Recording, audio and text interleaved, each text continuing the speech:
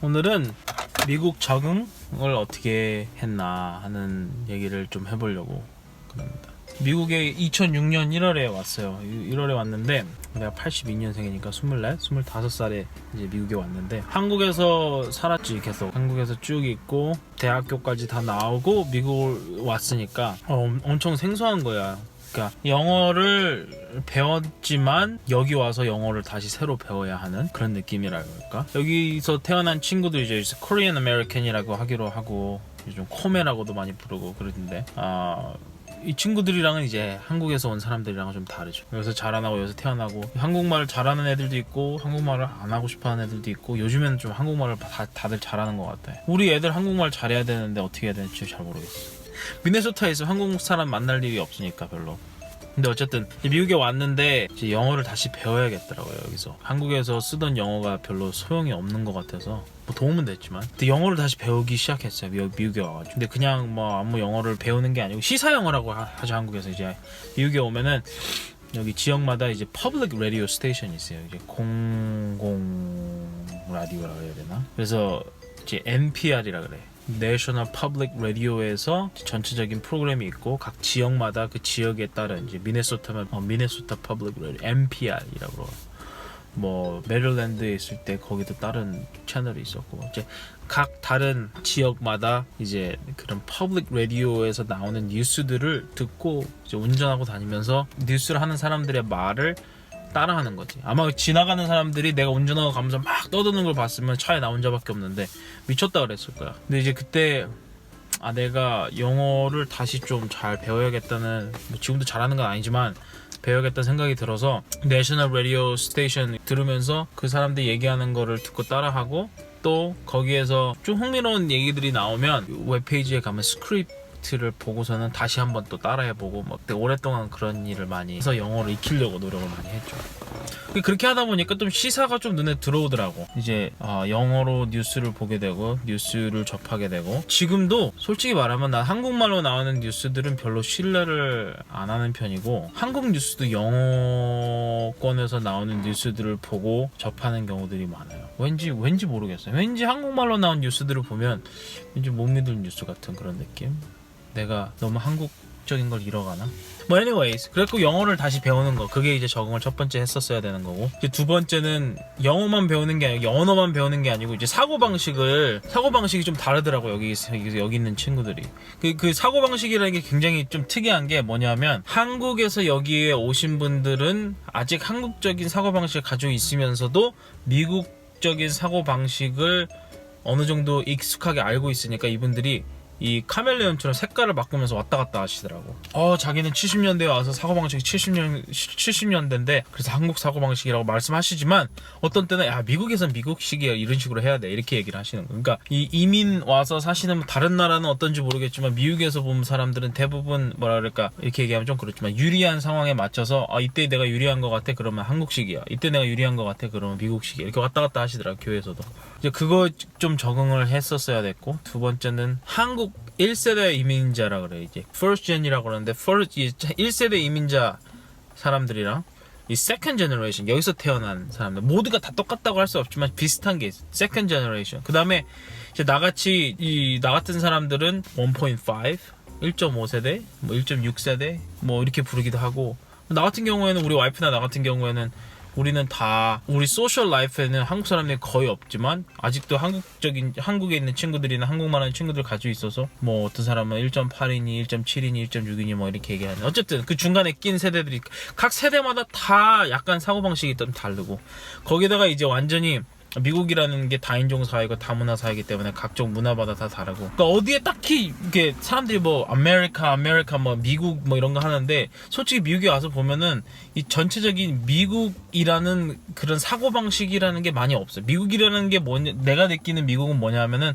여러 가지 문화들이 종족이 섞여 있으면서도 서로를 이해해주고 그거에 대해서 컨플릭을 안 하고 넘어가려고 하는 이렇게 그래서 토너런트 한다 그러는데 이 상대를 이해해주고 배려해주고 넘어가는 다른 점들을 이제 그게 미국의 이제 특징이 아닌가 나는 이제 개인적으로 생각을 하는데, 근데 한국에서 온 사람들한테 이제 서구 이 웨스턴 컬처에 적응해야 된다고 생각을 많이 하니까 난 어떻게 하지 하다가 한 3년쯤 됐을 때까지는 정말 한국에 다시 가고 싶었어. 한국에 다시 가서 살까 그랬는데, 한 3년쯤이 지나고 여기서 결혼하고 이렇게 셋을 하면서 생각이 든 게 뭐였냐면, 내가 어차피 미국에서 살 거면은 미국 사람처럼 생각하고 미국 사람처럼 행동하고, 이 사고방식을 미국 사람처럼 생각한다는 말은 뭐냐면은 내 국적이나 내 사고방식이나 이런 게 좀 너무 한국적인 거는 조금 지양하고, 이쪽에 있는 이 메조리티 사람들이 이해할 수 있는 쪽으로 생각하며 살아야겠다.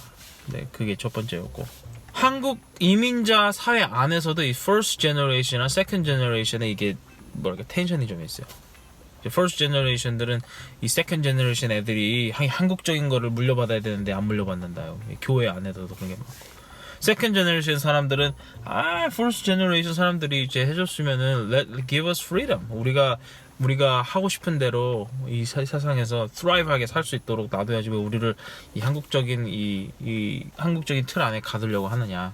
이거 가지고 항상 텐션이 있죠, 교회들도. 근데 뭐 해결책은 없어요. 뭐 해결책이 뭐 누가 딱 있는 것 같지는 않고, 어떤 데는 잘 되고 어떤 데는 잘 안 되고 뭐 그러는데, 교회들마다 이민자들 이제 목회하면서 이민자 교회의 다른 이제 아프리카 사람들이나 남미나 중미나 유럽 사람들 이렇게 아시아 이민 교회들 보니까 비슷하더라고. 한국 교회만 그런 걸 하는 게 아니고 모든 교회가 다 있어, 자기들끼리의 그런 고충이. 그거 적응하는데 좀 시간이 좀 걸려. 나를 딱 처음 본 이 코리안 아메리칸 애들이 나를 fab이라고 부르더라고. You're a fab pastor. 그래갖고 나 이제 그게 뭔 말인가 했더니, 나중에 이 코리안 아메리칸 애들이 나를 이민자라고 보는 거야. 자기들은 미국 사람이라는 거지. 그러니까 처음에는 그렇게 해서 좀 무시를 하더라고, 얘네들이. 좀 기분이 나빴었던 데도 있었고. 근데 앤드류스에 있었을 때 대부분의 학생들은 괜찮은 좋은 학생들이었지만, 은근히 내가 이제 한국에서 온 이제 파파스터라는 이유로 나를 본체도 안 하는 대학생들이 꽤 있었어요. 근데 뭐 내가 걔네들을 뭐 블레임하려고 하는 건 아니고, 그런 게 있다고, 미국에 있을 때 보면은 그런 생각. 근데 더 웃긴 거는 뭐냐면, 요즘에 이제 에이시안 헤이트 크라임이 늘어난다느니 뭐 이런 얘기 할 때는 또 코리안 아메리칸 친구들이 또 에이시안 헤이트는 멈춰야 된다 하고 자기 아이덴티티를 딱 나타내더라고. 내가 말하면 다 나쁜 건 아니에요. 뭐 어떤 친구들은 뭐 자기네들끼리 문화가 있는 거니까. 근데 그런 점들을 좀 적응을 이제 해야 되고, 이제 나는 한국어권 교회에 있다가 이제 미국 영어권 교회에 오니까 또 다르더라고. 그게 또 문화, 교회 안이 같은 교회고 재림 교회지만 이 문화가 또 달라요. 여기서 쓰는 이 proper English가 좀 느낌이 좀 다르고, 목사에 대한 기대도 다르고, 사모에 대한 기대는 정말 다르고. 진짜 내가 한 예를 들면은, 내가 여기 교회 올 때 인터뷰할 때 미네소타 합회장님이랑 이제 여러 같이 일하시는 분들이 이제 인터뷰에 딱 왔는데, 교회 직원들도 있고. 궁금한 거야. 그래서 내가 물어봤어요. 사모님한테 가진 기대가 뭐냐, 목사 사모에 대한 기대가 뭐냐. 한국 교회는 그렇잖아요. 사모님이 방문도 해야 되고, 사모님이 여성 선교회도 해야 되고, 사모님이 안식일 학교도 도와야 되고, 사모님이 파틀락도 해줘야 되고, 설거지도 해야 되고, 청소도 해야 되고, 어린이 수업도 해야 되고, 반주도 해야 되고, 다 해야 되잖아요, 사모님. 뭐 나쁘다기보다 좀 unrealistic한 느낌이 이제 있지 않아요? 나만 그런가? 근데 그걸 못하는, 그거를 다 감당할 수 없는 사모님은 스트레스 받고.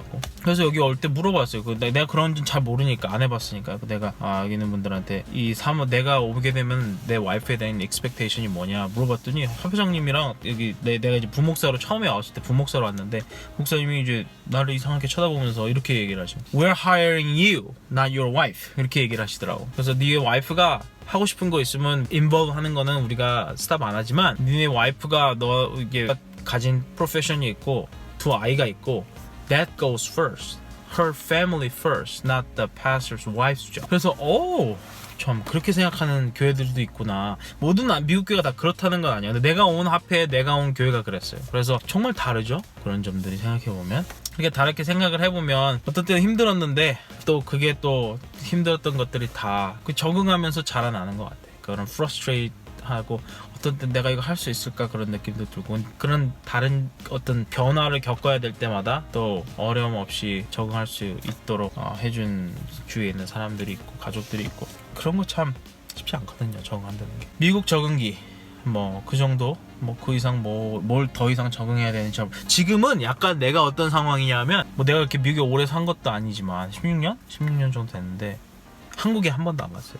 그리고 내 주위에 한국 사람이 없어. 나 스스로도 뭐 한국에 대한 그리움 뭐 이런 게 많이 없고 한국에 갈 일도 없고 그러다 보니까 이제 한국에 대한 음식 말고는 별로 주위에 한국을 떠오르게 하는 거는 별로 없는 것 같아. 그러다 보니까 나도 솔직히 한국적인 걸 내 아이들에게 가르치는 게 그렇게 프라이어리티가 안 됐지. 그래서 우리 애들은 한국에 대해서 잘 몰라요. 근데 언젠간 이거를 또 한국을 좀 알아야 되지 않을까? 라는 생각이 들긴 하는데 뭐 현재까지는 그게 그렇게 우선순위가 아니어가지고 한국에 한번 가야 되나?